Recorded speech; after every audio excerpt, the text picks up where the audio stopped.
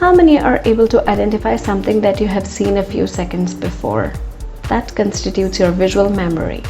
And if there is a sequence of events or sequence of pictures that you have seen and you are able to identify it, your sequential memory also becomes good. So today we are going to talk about activities which can help to improve both your visual memory and your sequential memory.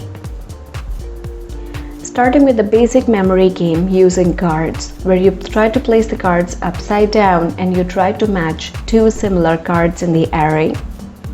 Another form in which the same activity can be done is when you are shown a card, the card is taken away, and then from the array you have to try to find the same cards. First you can keep them face up and then progress it to face down and increasing the number of cards as you go. Memorizing word lists or pictures is another great item, and then trying to recall them. Showing the kids picture, a general picture that they have to attend to all the details, and then try to play a how many game with them, where you ask them how many birds were there in the picture or how many trees were there in the picture. Did they pay attention to that detail or not? And initially you can try to show them the card again, or the time can be increased for how long you are showing the card, and then reduce the time as you go. Blocks game is a great idea.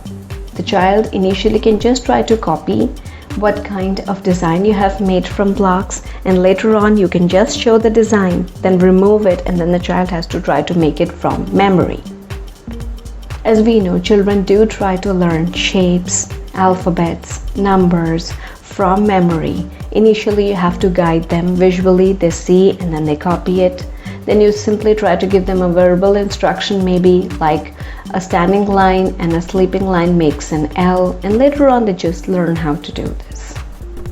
1-minute memory games with items are again wonderful way to teach visual memory or visual sequential memory also, in which first you can try to show the kid a few objects, hide them, and the child has to try to recollect them. Later on the sequence does matter, because this sequence is going to help them later in remembering the spellings of words. A further emphasis on sequencing can be made using common household items like glasses or bowls and spoons, placing them in a certain order, where initially child does try to copy them and then try to memorize the sequence and then make them on their own. Self-correction, as I always emphasize, should be practiced with kids, because just tell them, I think there is something wrong with your design or something wrong with the sequence in which you have placed the items, and then they have to try to figure out where they went wrong.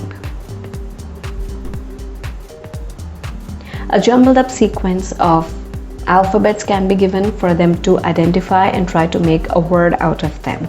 That is also a good way to teach visual sequential memory. Or simply a few alphabets can be provided to the child, like a Scrabble game, where they have to find out which word can be made out of them. So practice these visual memory and visual sequential memory games with kids so that they do not find any difficulty both academically and in their real life situations. Please mention in the comments how this video was and any other suggestions that you might have. We will meet again. Bye.